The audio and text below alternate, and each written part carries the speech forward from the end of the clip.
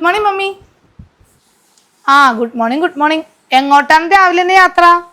അതില്ലമ്മേ, എൻ്റെ കൂട്ടുകാരിയില്ലേ സിയ, അവളുടെ ആൻറ്റിയുടെ കൊച്ചിൻ്റെ 28ആണ്. അപ്പോൾ അതിനെ എന്നെ വിളിച്ചിട്ടുണ്ട്. എന്തിനാണ് മോളെ അറിയാത്ത ആൾക്കാരുടെ പരിപാടിക്കൊക്കെ പോകാൻ നിൽക്കണത്? മമ്മി, ഞാൻ ആൻറ്റിനെ അറിയുന്നതാ, എന്നെ നേരിട്ട് വിളിച്ചതാ. അപ്പം എന്തായാലും പോകണം. എന്നാ പോയിട്ട് വേമ്പാ. വൈകിട്ട് എനിക്ക് കുറച്ച് സാധനങ്ങൾ മേടിക്കാൻ പുറത്തു പോകണം കേട്ടാ. അതിനെന്താ മമ്മി, ഞാൻ പോയിട്ട് വേഗം വരാം.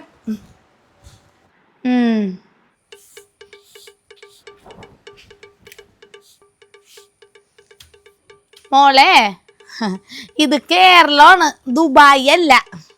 ഇതുപോലത്തെ കയ്യില്ലാത്ത സാധനങ്ങളൊക്കെ ഇട്ടുണ്ടെന്ന് പറഞ്ഞാലേ ചെക്കന്മാര് നോക്കി വെള്ളം ഇറക്കും. കുറച്ച് വെള്ളമൊക്കെ ഇറക്കട്ടെ ചേച്ചി. വെറുതെ അല്ല കേരളത്തിൽ പീഡനം നടക്കണത്. ഇതുപോലെയല്ലേ പെണ്ണുങ്ങൾ ഇറങ്ങി നടക്കണത്. എൻ്റെ പൊന്നേച്ചി, ഞാൻ വീട്ടിൽ നിന്ന് പുറത്തിറങ്ങുമ്പോ ചേച്ചിക്ക് ഇത് മാത്രമേ പറയാനുള്ളൂ. ഞാൻ എൻ്റെ സ്വന്തം മോളെ പോലെ കണ്ടിട്ടാണ് ഈ പറയണത്. സ്വന്തം മോളായിട്ടൊന്നും എന്നെ കാണണ്ട. പിന്നെ എൻ്റെ മമ്മിക്കില്ലാത്ത പ്രശ്നം ചേച്ചിക്ക് വേണ്ട. എൻ്റെ സൗദാമിനി, ഇപ്പോഴത്തെ പിള്ളേരോടൊന്നേ തർക്കിച്ച് ജയിക്കാൻ പറ്റൂല. തർക്കിച്ച് ജയിക്കാനൊക്കെ എനിക്കറിയാം ചേച്ചി. പിന്നെ ഞാൻ ജോലി ചെയ്യണ വീടായി പോയില്ല, അതുകൊണ്ടാണ് ഞാൻ ഒന്നും മിണ്ടാത്തത്.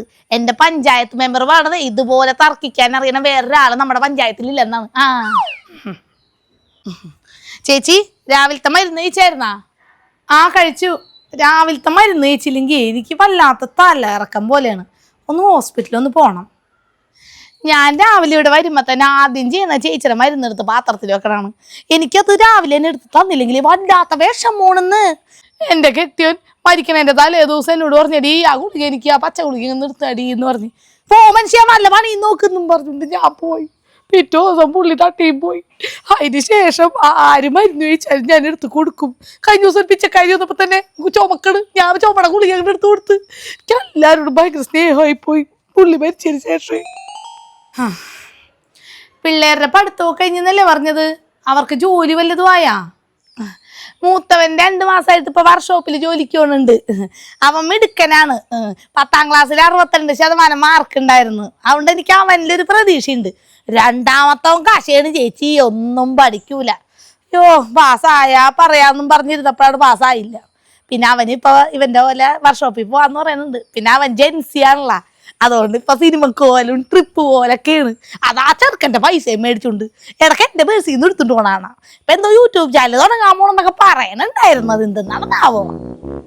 നീ അപ്പോ ഇവിടത്തെ ജോലി കഴിഞ്ഞിട്ട് വേറെ എവിടെയെങ്കിലൊക്കെ ജോലിക്ക് പോകണ്ടോ? അപ്പോ പോണ്ട് ചേച്ചി. നമ്മുടെ മജിസ്ട്രേറ്റ് ഗിരിജാവല്ലഭന്റെ വീട്ടിൽ പോണ്ട്. പിന്നെ അതിൻ്റെ ഒരു കൂട്ടുകാരനുണ്ട്, ലക്ഷ്മി അഡ്വക്കേറ്റ് ലക്ഷ്മി. പുള്ളിയുടെ വീട്ടിലും പോണുണ്ട്.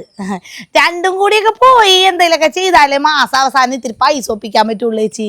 അല്ലാണ്ട് വല്ല ടൈറ്റാണ്. പുറത്തു പോയി ആകെ കഴിക്കുന്ന ഒരു 10-20 ദിവസമാണ് പുറത്തു പോയി കഴിക്കുന്നത്. അതുപോലും പറ്റണില്ല ഇപ്പന്ന്. ഉച്ചക്കലത്തേക്ക് ഇനി മോളുണ്ടാവില്ല. അപ്പൊ നമുക്ക് 2 പേരല്ലേ ഉള്ളൂ. അപ്പൊ വല്ല മുട്ട വറുത്താ പോരെ? മുട്ട വറുത്തത് മാത്രം കൂട്ടി എങ്ങനെയാണ് ഈ ചോറ് തിന്നണത്? ഒരു സാമ്പാറെങ്കിലും വെക്ക്. സാമ്പാറൊക്കെ വെച്ചാൽ അധികമായി പോവും ചേച്ചി. പിന്നെ ഞാൻ പാത്രത്തിലാക്കി കുടുംബത്ത് കൊണ്ടുപോകണം. പിള്ളേർക്കാണെങ്കിൽ സാമ്പാറൊന്നും ഇഷ്ടമല്ലെന്നേ. ഒരു പണി ചെയ്യാ ചേച്ചി, പൈസ എടുക്ക്, ഞാൻ ചിക്കൻ പോയി മേടിച്ചുകൊണ്ട് വരാം. നിന്റെ പിള്ളേർക്ക് ചിക്കനായിരിക്കുമല്ലേ അപ്പൊ ഇഷ്ടം? അതെ അതെ, എന്റെ മക്കൾക്ക് ചിക്കൻ കറി കഴിഞ്ഞിട്ടേ ആരും ഉള്ളൂ. അയ്യോ, അതെങ്ങനെ ചേച്ചിക്ക് മനസ്സിലായി? കാള പാല് വെക്കുമ്പോഴേ അറിയാം. എന്റെ പൊന്നു ചേച്ചി, ഔഷധേ ഇന്ന് ഈ പണിയൊന്നും നടക്കൂല. അലക്കി വന്നപ്പോഴേക്ക് ഞാൻ ഔഷധേ. വാഷിംഗ് മെഷീനിൽ തുണി അലക്കാൻ ഇട്ടപ്പോഴേക്കും നീ ഔഷധയായോ? അതിൽ നിന്ന് വെയിലത്തെടുത്തിട്ടപ്പോ ഔഷധയായി എന്നാ ഞാൻ പറഞ്ഞത്. കഴിഞ്ഞ ദിവസം ഇവിടെ നിന്ന് ഇങ്ങോട്ട് ഇറങ്ങിയപ്പോഴേ വീട്ടിലെ ചേച്ചി എന്താ നിന്നോട് ചോദിച്ചത്? അത് പിന്നെ ചേച്ചിയൊക്കെ ഇവിടെ പുതിയ താമസക്കാരല്ലേ, അപ്പൊ ചേച്ചിയുടെ നാട് എവിടെയെന്നൊക്കെ ചോദിച്ചാണ് അവര്. എന്നിട്ട് നീ എന്ത് പറഞ്ഞ്? എനിക്കറിയാത്ത കാര്യം എങ്ങനെയാ ചേച്ചി ഞാൻ പറയാ? ചേച്ചിയൊക്കെ ദുബായിലായിരുന്നെന്ന് ഞാൻ പറഞ്ഞു.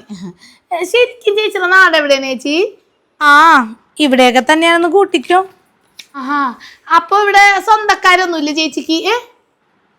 ഇല്ല, ആരുമില്ല. അപ്പൊ മോളുടെ അച്ഛൻ എവിടെയാണ്? അവളുടെ അച്ഛൻ മരിച്ചുപോയി. അയ്യോ, എന്തു പറ്റിയതാണ്? അതൊന്നുമില്ല. നീ പോവാൻ നോക്കിക്കോ, നിന്റെ പണി കഴിഞ്ഞില്ലേ? ഓ എന്നാ ശരി, ഞാൻ പോണേണ്. ശരി ട്ടാ, നാളെ വരാം. എന്തു പറ്റിന്നാവോ? സൗദാമിനെ കണ്ടിട്ട് കുറച്ചു ദിവസമായി. ഷോ, അവള് തന്ന നമ്പറിലാണെങ്കിൽ വിളിച്ചിട്ട് കിട്ടണൂല്ലേ? ഓ, എന്തായിരുന്നു അമ്മക്ക് വന്ന പാടെ ആ പെണ്ണോട് ഇത്ര സ്നേഹം? ഓ, ആ പെണ്ണ് പഴയ സാരിയും ചുരിദാറൊക്കെ കൊടുക്കണ്, പിള്ളേർക്ക് ഡ്രസ്സ് മേടിച്ചു കൊടുക്കണ്, എന്തൊക്കെയായിരുന്നു. എനിക്ക് അപ്പോഴേ തോന്നിയായിരുന്നു ആ പെണ്ണ് ഉടായിപ്പാണെന്ന്. പിന്നെ അമ്മക്ക് ഭയങ്കര ഇഷ്ടമായതുകൊണ്ടാണ് ഞാൻ പിന്നെ ഒന്നും പറയാഞ്ഞത്. വന്നു കഴിഞ്ഞ് കുറച്ച് ദിവസം കഴിഞ്ഞപ്പോഴേക്കും കൊച്ചമ്മ ചമയായിരുന്നു. എന്നോട് അവിടെ പോകാൻ പാടില്ല, അവിടെ ഇരിക്കാൻ പാടില്ല, ഇവിടെ ഇരിക്കാൻ പാടില്ല, എന്ത് ചെയ്താലും കുറ്റം. നല്ലവണ്ണം പണിയെടുത്തിരുന്ന പെണ്ണാണ്, ഇത്തിരി ആർത്തിയുള്ള പെണ്ണായിരുന്നു, പിന്നെ ഇത്തിരി വൃത്തിക്കുറവുണ്ടായിരുന്നു. പക്ഷെ എന്നാലും ടേസ്റ്റിനൊക്കെ ഭക്ഷണം ഉണ്ടാക്കുമായിരുന്നു. ഇനി വേറെ എണ്ണത്തിനെ നോക്കണം. അപ്പം പൈസ വല്ലതും മേടിച്ചുകൊണ്ടാണ് അവർ പോയത്. അന്ന് വരെയുള്ള പൈസ മുൻകൂട്ടി മേടിച്ചായിരുന്നു, അങ്ങോട്ടും ഇങ്ങോട്ടും ഇനിയിപ്പോൾ തരാനില്ല. 2 ദിവസം ആ പെണ്ണെ കാണാതായപ്പോൾ തന്നെ ഞാൻ സീനോട് പറഞ്ഞ് ആരെങ്കിലും ജോലിക്ക് കിട്ടുമെന്ന്. എന്തായാലും ഫുൾ ടൈം നിൽക്കുന്ന ആളെയാണ് ഞാൻ നോക്കണത്. കാരണം ഇപ്പം ഞാൻ തിരിച്ച് ദുബായിലോട്ട് പോയി കഴിഞ്ഞാൽ അമ്മക്കാരെങ്കിലും കൂട്ടുവേണ്ടേ. ഫുൾ ടൈമൊക്കെ നിന്നാൽ അത് ശരിയാവോ? ഏജൻസി വഴി വരികയാണെങ്കിൽ പ്രശ്നമൊന്നും ഉണ്ടാവൂലമ്മേ. നിന്റെ ഇഷ്ടം, ആരെയാണെന്ന് വെച്ചാൽ നോക്കിക്കോ.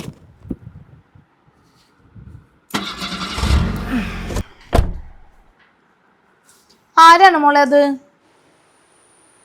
ആരാണെന്നാവോ അമ്മേ? ഇങ്ങോട്ട് തന്നെയാണ് കേട്ടാ. വളച്ചിട്ടോ ഇപ്പൊ വരാ. ചാച്ചി. സൗദാമിനിയല്ലേ? എന്റെ സൗദാമിനി, ഇതെവിടെയായിരുന്നു നീ? തന്ന നമ്പറിലാണെങ്കിൽ വിളിച്ചിട്ട് കിട്ടണമില്ല, ആളെയും കാണുന്നില്ല. ഞാനാണെങ്കിൽ വേറെ ജോലിക്കാരിയെ നോക്കിയല്ലാന്ന് ആലോചിച്ചിരിക്കുകയായിരുന്നു. വേറെ ജോലിക്കാരിയെ നോക്കിയാൽ എന്തുകൊണ്ട് നന്നായി ചേച്ചി, ഞാൻ തുടങ്ങി ജോലിക്ക് തന്നില്ല. ആഹാ, അതെന്താടി, വേറെ ജോലി വല്ലതും കിട്ടിയാ?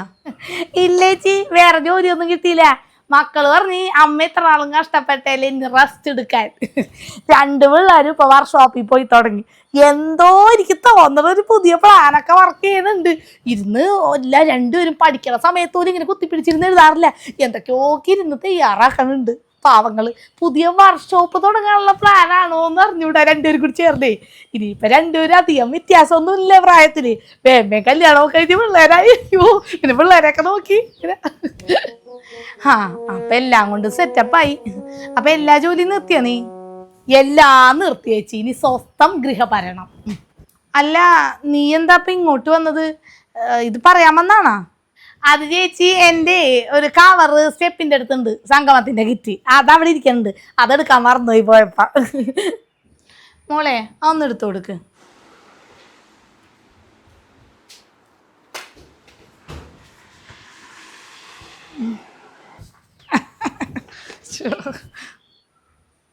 ഓ, ഇത്ര ആളും കഷ്ടപ്പെട്ടല്ലേ, ഇനി ഞാൻ ഒന്ന് സൂഹിക്കട്ടെ. AC കാറിന്ന് ഇറങ്ങിയിട്ടേ വല്ലാത്ത ചൂട്. അയ്യോ, പോട്ടേട്ടാ.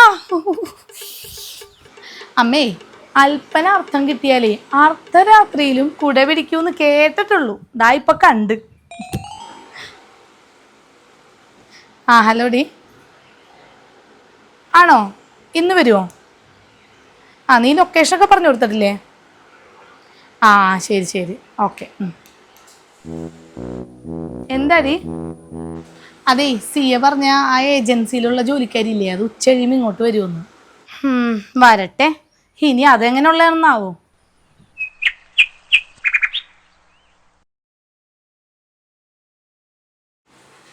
ആരാണ്? ഏജൻസിയിൽ വീട്ടു ജോലിക്ക് ഒരാളെ വേണോന്ന് പറഞ്ഞിരുന്നില്ലേ? ഓ, ആ ആളാണോ?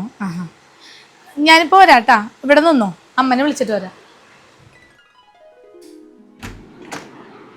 അമ്മേ, വീട്ടുപണിക്ക് ഞാൻ പറഞ്ഞില്ലേ, ആള് വന്നിട്ടുണ്ട്. പ്രായമുള്ളതാണോ മോളെ? ഇല്ലമ്മേ, എൻ്റെ അത്രയൊക്കെ ഉണ്ടാവും. നിന്റെ അത്രയോ? നോക്കട്ടെ. എവിടെയാള്? ഇവിടെ ഉണ്ടായിരുന്നല്ലോ, ഞാനിവിടെ നിർത്തിയിട്ടാണ് അങ്ങോട്ട് വന്നത്. ഇതെവിടെ പോയി? നിനക്ക് തോന്നിയതായിരിക്കും. അല്ലമ്മേ, തോന്നിയൊന്നുമല്ല. എന്നോട് ആ കൊച്ചു പറഞ്ഞാണ് ഏജൻസിയിൽ നിന്ന് വിട്ടാണ് ജോലിക്ക് വന്നാണെന്ന്. ഒരു 22-24 വയസ്സുണ്ടാവും, അത്രേ ഉണ്ടാവുള്ളൂ. പിന്നെ അത്രയുള്ള കുട്ടികളൊക്കെ പഠിക്കാതെ വീട്ടു ജോലിക്ക് വരികയല്ലേ. സത്യമായിട്ടും വന്നൂന്നേ. എന്നാ എവിടെ നീ കാട്ടിത്താ? അതാ ഞാൻ ആലോചിക്കണേ, എവിടെ പോയിന്നാവൂ.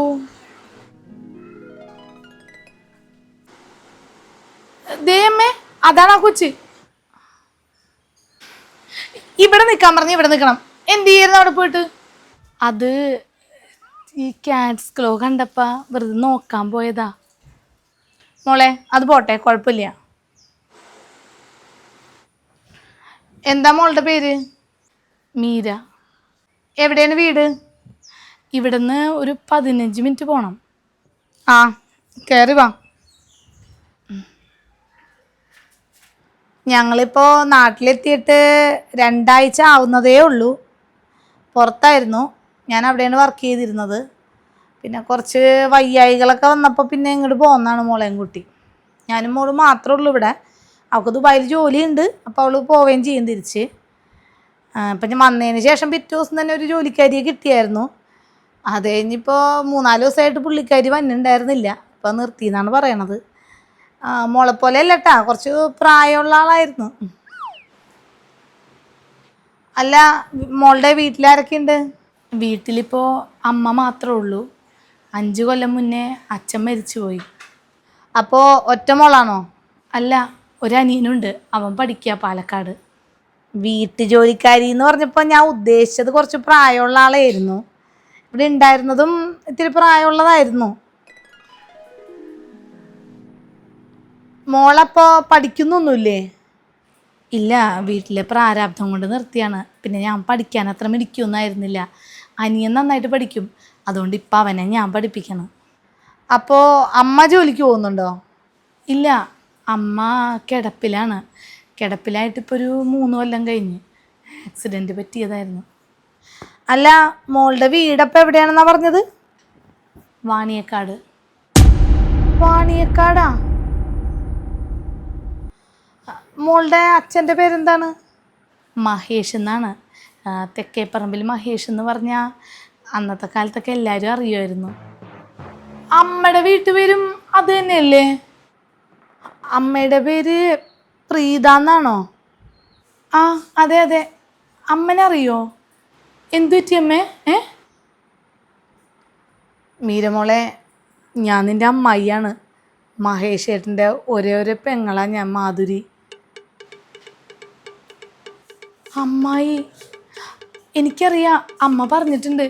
ഒരു തവണ കിടപ്പിലായതിന് ശേഷം നിങ്ങൾ അന്വേഷിച്ച് ഞാനും അനിയനും കൂടി വീട്ടിൽ വന്നിരുന്നു. അന്നേരം അവിടെ ഒരു അമ്മൂമ്മ പറഞ്ഞ് അമ്മായി മോളെയും കൊണ്ട് എവിടേക്കെങ്ങാണ്ട് പോയി, എവിടെയാണെന്നൊന്നും അറിയില്ല എന്ന്. നാടുമായിട്ടുള്ള എല്ലാ ബന്ധവും ഉപേക്ഷിച്ചിട്ടാണ് ഞാൻ എൻ്റെ മോളെയും കൂട്ടി ഇവിടെ നിന്ന് പോയത്. അമ്മായിയോട് ചെയ്തതിനാണ് അമ്മ ഇതെല്ലാം അനുഭവിക്കേണ്ടി വന്നതെന്ന് അമ്മ എപ്പോഴും പറയാറുണ്ട്.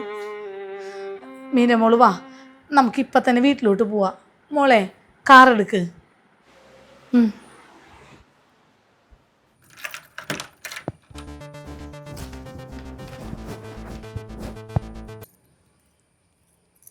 നീ എന്താ പിന്നെയും തിരിച്ചു വന്നത്? നീ വേറെന്തെങ്കിലും എടുക്കാൻ മറന്നുപോയാ? എൻ്റെ പൊന്നേച്ചി, എൻ്റെ പിള്ളേരെന്നെ പറ്റിച്ചാണ്.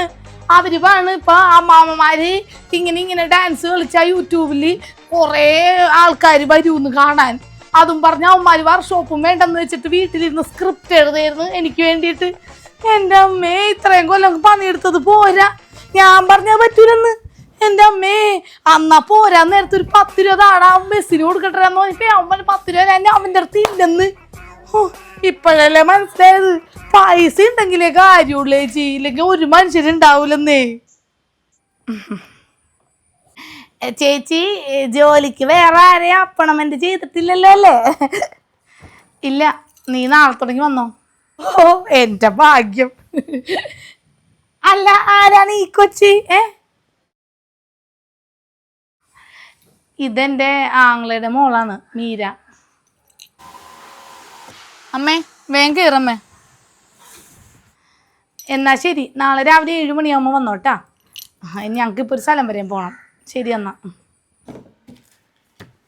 ഓ, തമ്പുരാൻ കാത്ത്. വേറെ ആരെയും പണിക്ക് വെക്കാൻ ഇവർക്ക് തോന്നിയില്ല. ആ, പോട്ടെ പോട്ടെ, റൈറ്റ്, പോട്ടെ പോട്ടെ.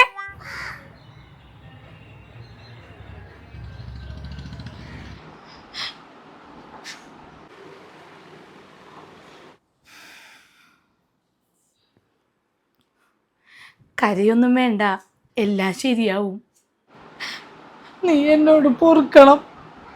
നിന്നോട് ഞാൻ ചെയ്തേരാണ് ഞാൻ ഈ കിടന്നനുഭവിക്കണത്. അന്നിവിടെ നിന്ന് ഇറങ്ങിപ്പോയപ്പോൾ എനിക്കൊരു കാര്യം മനസ്സിലായി. നമുക്ക് നമ്മുടെ അച്ഛനും അമ്മയും ഉള്ള കാലം തന്നെയാണ് നമ്മുടെ വീടെന്ന് പറഞ്ഞ് അങ്ങോട്ട് ചെല്ലാൻ പറ്റുള്ളൂ. അവരുടെ കാലം കഴിഞ്ഞാൽ ഇതൊരിക്കലും നമ്മുടെ വീടാവൂലെന്നേ. എൻ്റെ വീട്ടിൽ നീ പൈസയും ചോദിച്ചു വന്നപ്പോൾ ഞാൻ തരാതെ ഇറക്കി വിട്ട്, നിൻ്റെ വീട്ടിൽ എൻ്റെ ഈ മോള് ജോലിക്ക് വന്ന്, അതായിരിക്കുമല്ലേ ചിലപ്പോൾ കർമ്മ എന്ന് പറയണത്. ഇവിടെ നിന്ന് പൈസയൊന്നും ഇല്ലാണ്ട് വീട്ടിലോട്ട് ചെന്നപ്പോൾ തന്നെ വലിയ പ്രശ്നമായി. അവിടെ എന്നെ എൻ്റെ മോളെയും അവിടെ നിന്ന് ഇറക്കി വിടുകയും ചെയ്ത്. നേരെ ഞാൻ എൻ്റെ ഒരു കൂട്ടുകാരുടെ വീട്ടിൽ പോയി. അവിടെ നിന്ന് കുറച്ച് നാൾ പഠിച്ച് പിന്നെ എനിക്ക് ജോലി കിട്ടി. എൻ്റെ മോളെയും കൊണ്ട് ഞാൻ ദുബായിലോട്ട് പോയി. കുറച്ച് കാലമൊക്കെ കഷ്ടപ്പെടേണ്ടി വന്ന്, പിന്നെ എല്ലാം ശരിയായി. ഇനിയുള്ള കാലം ഇവിടെ ഒന്ന് ജീവിക്കാമെന്ന് ഞാനാണ് ഇവളോട് പറഞ്ഞത്. അങ്ങനെ ഒരു വീട് മേടിച്ച് ഇങ്ങോട്ട് പോന്നു. എല്ലാം ശരിയാവും ചേച്ചി. എല്ലാവർക്കും ഒരു നല്ല കാലം ദൈവം വെച്ചിട്ടുണ്ടാവും. എനിക്ക് ആ നല്ല കാലം വന്നത് ഈ നാട്ടിൽ നിന്ന് പോയതിന് ശേഷമാണ്. ഇനി അമ്മായി നമ്മുടെ കൂടെ തന്നെ ഉണ്ടല്ലോ അമ്മേ, അപ്പം നമുക്ക് നല്ല കാലമൊക്കെ വരുമായിരിക്കും അല്ലേ അമ്മായി? ഇത് തലയിലായ ലക്ഷണമാണ്. ഒരിക്കൽ ഒന്നുമല്ലാതെ കരഞ്ഞിറങ്ങിപ്പോയ വീട്ടിൽ നിന്നും എല്ലാം തിരിച്ചു പിടിച്ച് ഇറങ്ങിപ്പോകുന്ന ഒരു കാഴ്ചയുണ്ടല്ലോ, അതാണ് ഈ ലോകത്ത് ഏറ്റവും സന്തോഷം തരുന്ന കാര്യം.